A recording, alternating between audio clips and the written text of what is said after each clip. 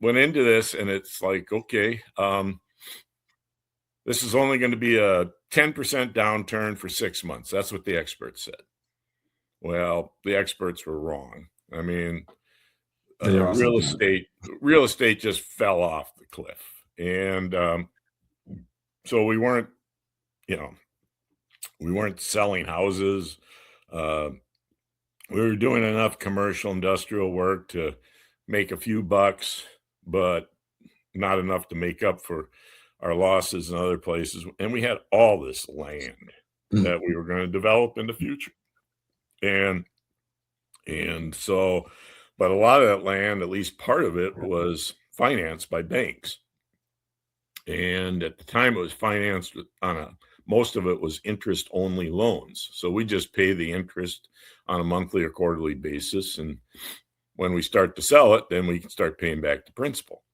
Yeah. Well, that works provided that the value of the land doesn't go down. Well, most of that land went down 75% in value. We weren't making enough money to make the interest payments. Things were bad. So I think the best way to put it is that we didn't know what we didn't know.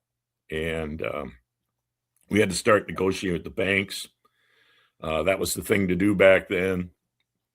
And but we had a basis with our lenders of integrity. So they knew when we said, we want to work something out, we want to pay you back. They knew that we were serious.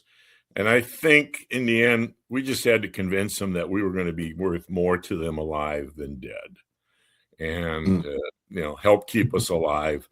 We met as a group. I met separately. It was kind of my responsibility to kind of lead us through that situation with the financing, while the rest of my partners tried to keep the operations running and making as much money as we could, if at all possible. And it was kind of like during that time, I'm going to throw this in, I realized during that time why I had come to the family business. And, in the book of Esther, in the Old Testament, Esther's queen of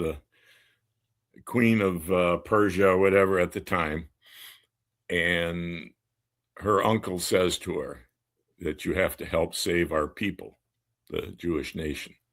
Yeah. And she was afraid to. And he said, did you ever think that maybe you were where you're at for such a time